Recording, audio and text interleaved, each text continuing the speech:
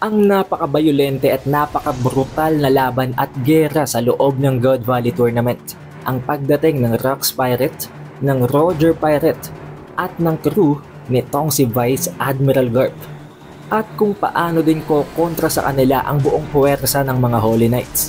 Na nangangahulugan din guys na dito na may re-reveal ang lahat ng mga miyembro ng Holy Knights na to. Dito na magsisimula ang tunay na laban na inaantay nyong lahat. Kung paano ililigtas nitong si Dragon ang magkapatid na Shanks at si Shamrock at ang napaka nakakalungkot at nakaka-traumatize na nakaraan ni Blackbeard. Ang lahat ng yan at marami pang iba ay tatalakay natin dito sa ating full chapter review ng One Piece Chapter 1160. Kaya naman siguraduhin nyo nang nakalike, nakasubscribe at na rin nyo ng bell button para automatic ma-notify kayo pagka-release natin ang susunod na video. Kaya naman huwag na nating patagalin pa. Let's go! Ang title ng chapter na ito ay The God Valley Incident. Sa pinakaunang parte pa lamang ng kwento na i-feature na agad kung ano ang mga prize at kung anong magsisilbing mechanics ng tournament or ng hunt na ito na ginaganap sa God Valley. Ipinapresenta agad nila ang mga miyembro ng Davy Clan. Ayon sa mga Celestial Dragons, ang Davy Clan daw ay ang pinakinamumuhian na clan. Napakadudumi daw nito, to the point na walang kahit na sinong ibang mga nilalang ang gustong makisalamuha sa kanila. Kaya naman para sa kanila, kailangan na nilang i-eradicate ang bloodline na to. Kailangan na nilang burahin ang Davy Clan sa balat ng lupa. At hindi lamang yon, hindi pa nga nagsisimula ang tournament, gustong gusto na silang patayin ng mga Celestial Dragons. Pinagbababato na sila ng mga bubog, ng mga swords, ng mga daggers. Maging ang announcer ay pinipigilan ng mga Celestial Dragons dahil hindi pa daw nagsastart. Kapag napatay nila ito nang hindi pa nagsisimula ay magkakaroon sila ng penalties. Now clarification guys, hindi dito na-confirm ng mga Buccaneers ang mga miyembro ng Davy Clan. Ayon dito may iilan lamang ng mga Celestial Dragons na nagtatanong kung mga Buccaneers din ba sila. Considering na may mga Buccaneers nga na isasama na turing nilang rabbit sa hunt na to. Pero hindi dito nabanggit na oo, hindi kinonfirm ng announcer ng mga Buccaneers sila. And also, ang mga miyembrong ito ng Davy Clan ay hindi ang lahat ng mga tao sa loob ng God Valley. Kakaunti lamang sila. As you can see, bilang lamang sa kamay ang mga miyembro ng Davy Clan na ito. Pero makikita nyo naman na medyo nagsa-stand out talaga ang itsura nila. Kasama na dito ang nanay ni Teach at si Blackbeard mismo. Kitang-kita natin sa mukha ni Teach kung gaano siya ka-traumatized, kung gaano siya natatakot sa nangyayari. Pilit siyang pinoprotektahan ng kanyang nanay but it seems without any external help, mamamatay talaga sila dito. Ngayong nakita na natin kung ano ang pinagdaanan ni Blackbeard, medyo naiintindihan nyo na ba kung bakit ganoon ang ugali niya ngayon. Si Garling naman pinupuri nitong si Saturn dahil nga sa napakagaling niyang achievement na to. Nagawa niyang mahanap ang God Valley Island at nagawa niyang mahanap ang iilang mga miyembro ng Davy Clan. And actually, ito na nga daw ang natitirang mga miyembro kaya pag napatay nila ito, dito na mapuputol ang kanilang bloodline. Sumunod na scene ay makakarating naman tayo dito kay Dragon at sa nanay ni Shanks at ni Shamrock. Nagmamakaawa ang nanay ng dalawang yon na kung pwede daw, tulungan daw siya nitong si Dragon na mailigtas ang kanyang dalawang anak dahil alam niya na hindi na siya makakasurvive. Kahit makatakas sila, mamamatay siya sa tindi ng sugat na iniwan sa kanya ni Garling. Kaya hanggat posible, wag na wag niyang hayaan na makalapit ang tatay ng dalawang ito sa kanya. If possible, kung pwede lamang, itong si Dragon na lang mag-alaga kay Shanks at kay Shamrock. At kung hindi naman, ibigay daw niya ito sa mabuting kamay sa mga taong may malambot na puso unlike ni Garling. Nang dahil dito, hindi na nakatanggi itong si Dragon. Para sa kanyang logic, para sa kanyang filosofiya, kung hindi niya magagawang mailigtas at matulungan man lamang ang mag-iinang ito, bakit pa siya naging isang marine? Tinanggap niya ang pagkakataon na ito at naghanap siya ng paraan para iligtas si Shanks at si Shamrock. Nagpatuloy ang briefing ng announcer sa gaganapin na hunt. Binanggit niya na may 150 daw na mga rare na rabbits na pwede nilang i-hunt down. At hindi lang yon, merong 13 pa na super rare ones. At ang mga tinutukoy na yon na super rare ay maaring ang mga Buccaneers at ang mga miyembro ng Davy Clan. At dahil nga itinuturing nila ito na mas rare pa sa mga rare na mga rabbits, ang bawat isa sa kanila ay magbibigay ng 10,000 points sa kung sino mang makakapatay dito.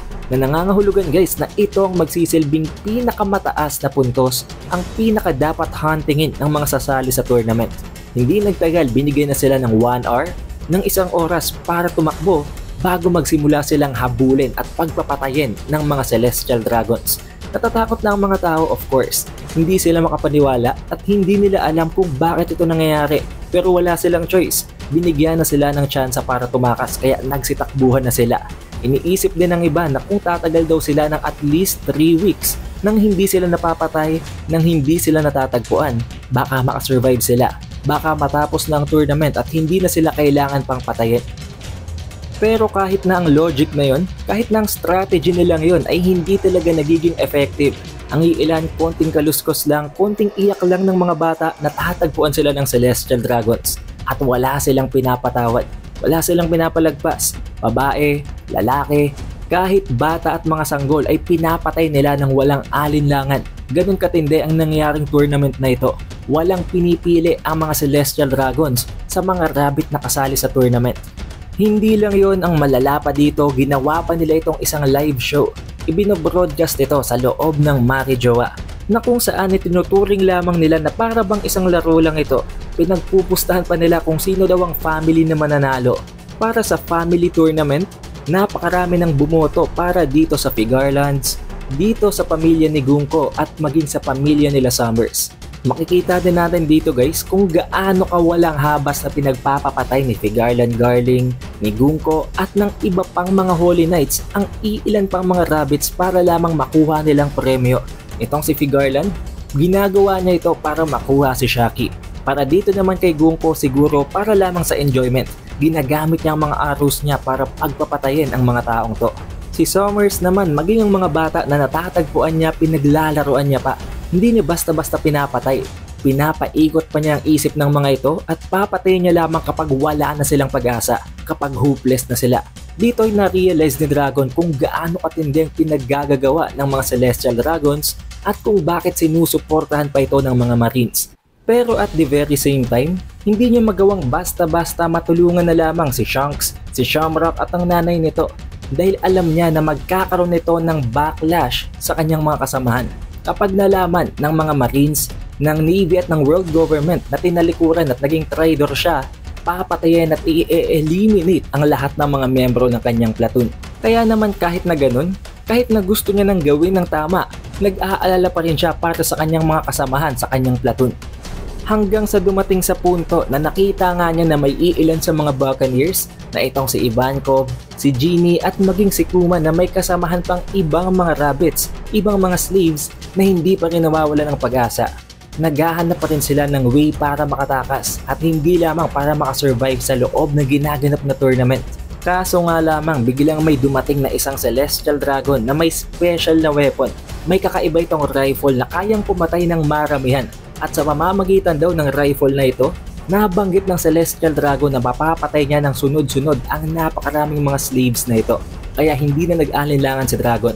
Inunahan niya ng barilin nito bago pa nito mabaril sila Kuma. Pero kahit na ganon, hindi naman tunay na balang ginamit niya kung hindi isang tranquilizer bullet lamang. Hanggang sa nagkaroon na nga ng pagbabago sa ihip ng hangin. Ang mga nagsisilbing hunters na ito ng mga miyembro ng Celestial Dragon ay bigla na lamang nagulat nang nagkaroon ng napakalaking explosion sa West Coast. At dito na nga sila pinangilabutan ng makumpirma na ang dumating na yon ay walang iba kung hindi ang Rocks Pirates. At sa double spread page na ito ay makikita natin ang buong Rocks Pirates. Kung nakita natin sa previous chapters ang crew nitong sila Rocks na hindi siya kasama, ngayon kasama na siya dito. Pero sinasabi niya na nandito sila para iligtas si Shaki.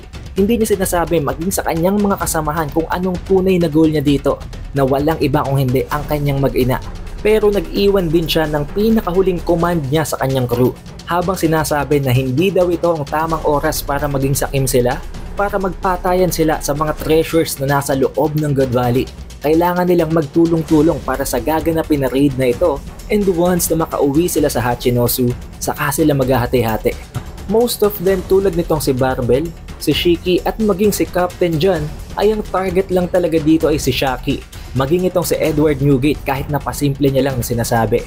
Ang natitira naman ng mga miyembro na pasama lamang tulad nitong si Stussy dahil nandito nga itong si Whitebeard. Ito namang si Gloriosa. Gusto lamang niya mailigtas si Shaki para matuwa sa kanya si Roger. Si Stanza naman iba din ang target. Ang lahat ng mga treasures mga kayamanan na nasa loob ng island na ito. Habang ito namang si Kaido at si Big Mom, ang pinaka-target lang ay ang mga Devil Fruit na nasa loob ng mga chest prizes sa tournament. Nagbago talaga ang tides of battle nang dumating ang Rocks crew. Ang mga Marines natakot, pinangilabutan at nakikita nyo naman dito guys kung gaano katindi ang difference maging sa laki ng kanilang mga warships. Ang mga ships ng mga Navy ay nagmumukhang maliliit na laruan lamang kumpara dito sa ship nitong sila Rocks. Pinauulan na nila ng bala ang mga Marines habang sinasabi nitong si Rocks na puksain daw nila ang lahat ng mga kukontra sa kanilang goal. Makikita naman natin sa sumunod pang mga panels na nagkakagulo na nga ang mga Celestial Dragons dahil hindi lamang pala ang Rocks crew ang dumating, narinig din ni Dragon sa isang Celestial Dragon na nagsisisigaw na sa kabilang coast ay confirmed naman daw na dumaong na din ang Roger Pirates na nangangahulugan na nagbabago talagang ine-expect ng mga Celestial Dragons para bang sila ngayon ang nire-raid ng mga malalaking piratang ito. Naisip ni Dragon na ito na ang pagkakataon, ito na ang tsansa niya para maitakas ang magkapatid na Shanks at Shamrock. Ang isa din sa ipinagtataka nitong si Dragon, ngayong napakatindi na nga ng nangyayaring gulo, napakaingay, napaka-nakakatakot, bakit daw hindi man lamang natatakot at umiiyak ang dalawang magkapatid na ito, na para bang dito pa lamang na may napapansin na siyang kakaiba kay Shanks at kay Shamrock. Ang mga Celestial Dragons naman at ang mga Marine nagpapanik na, hindi na nila alam ang gagawin. Habang iniisip na magkabilang lugar, magkabilang coast, pinagigitnaan sila ng dalawang pinaka-nakakatakot na crew ng mga pirata. Iniisip nila na baka dito na talaga sila mamamatay. Habang tulad nitong sila Rocks, pinagpapatuloy din nitong sila Roger ang pagpapaula ng mga bomba, ang pagpapasabog sa napakaraming mga ships ng mga Marines. At makikita din natin dito guys, ang revised din na panel na pagdating nitong sila Roger kasama ang kanyang crew, lalong-lalo ng kaliwa at ang kanang kamay niya na si Gaban at itong si Rayleigh. Habang sinasabi at sumisigaw itong si Roger na nandito daw sila para iligtas itong si Shaki. Siya daw ang bahalang magligtas kay Shaki dahil walang ibang may karapatan na gawin yun. Habang ang ibang mga member ng kanyang crew ay mag-focus na lamang sa pagnakaw at paglikom ng lahat ng treasure sa island. Na dahilan kung bakit pinagbubugbog siya ng kanyang sariling crew, kaya naman naghingi siya ng tawad sa mga ito. Dito na din nagsimulang magulantang itong si Garling. Naisip niya na delikado ng sitwasyon. Hindi na daw nila dapat ipagpatuloy pang hunt. Kailangan nilang putulin ditong tournament dahil meron ng dumating na panibagong threat sa island. Habang i-feature naman ang lahat ng mga miyembro ng Holy Knights. Ngayon guys, since nakita naman natin na na-reveal na ang 4 na mga miyembro ng Holy Knights ngayon sa loob ng Elbaf Arc, kilala na natin ang 4 dito. Ang makikita natin na may itim at puting buhok na itong si Killingham, si Summers, si Gunko at itong si Figarland Garling na ngayon ay pinalitan na ni Shamrock. As for the other 3, itong hindi natin kilala. Ang babae na may isang napakamatilos na sword, ang babae na may hawak na isang rifle at ang parabang isang halimaw na yeti na nasa likod. At kung tamang nakikita ko, meron din siyang pakpak. Kaya naman for now, we cannot say for sure kung anong klase ng creature ang halimaw na ito na nasa pinakalikod. Dahil kung sasabihin nating fishman siya, bakit may pakpak naman ang creature na to? Nang dahil dito, since nandito na nga ang 3 napakalalakas na puwersa, ang puwersa nila Roger, ang puwersa nitong sila Rocks, ang puwersa ng mga Holy Knights, nagsimula ng mayanig ang buong God Valley. Hindi lang yon, nagpatuloy pa daw ang pagdating ng napakaraming iba pang mga pirata, knowing na na-share nga sa iba pang mga pirates na talagang nandito si Shaki. Kaya nagkaroon sila ng interes at pumunta dito maging ang ibang maliliit na mga pirate crews. Isang literal na delubyo sa loob ng God Valley. At hindi lang yon, dahil nga nandito nga mas nangingibabaw ang mga pirata, pinagtutulungan nilang patayin ang lahat ng mga Marines na kumukontra sa kanila, ang mga Marines na pilit na pumipigil sa kanilang makapasok sa gitna ng ginaganap na tournament. Pero kahit na naaargabyado na at nasa losing side na ang mga Marines, dito naman nag-appear ang isang napakalakas na miyembro ng puwersa ng Navy na napakadali din naman na wina-wipe out ang ibang mga pirata ng parabang mga langgam lamang. Dito na napukaw ang atensyon nitong si Rocks at nitong si Roger dahil iyon ay walang iba kung hindi ang Vice Admiral na si Garp. Habang sinasabi na since nandito na siya, hindi na nila kailangan mag-alala. At ngayon nga guys, dahil naipon na ang 4 na pinakamalalakas na grupo sa loob ng God Valley, dito na mangyayaring delubyo. dito na magsisimula ang inaantay nyo na napakatinding clash sa apat na pinakamalalakas na karakter na ito. However, this is where the chapter ends at kailangan na nating antayin ang susunod na chapter para sa susunod na mga pangyayari. Dahil for sure, pag-release ng chapter 1161, mangyayari na ang clash na inaantay nyo. But sadly, there will be a chapter break next week, kaya naman medyo matatagalan pang pag-iintay natin para sa susunod na chapter. Pero huwag kayong mag-worry, ilagay nyo lamang kung anong topic na gusto nyong talakayin natin habang nag-iintay tayo sa susunod na chapter. Be sure na naka-like, naka-subscribe at na rin nyo ng bell button para automatic ma-notify kayo pag-release natin ng susunod na video. Also, we have an official Facebook page and official TikTok account. Kaya naman mag-like at mag-follow na din kayo sa ibang platforms na yun. It is The Updated Weeb and I will see you guys on the next one.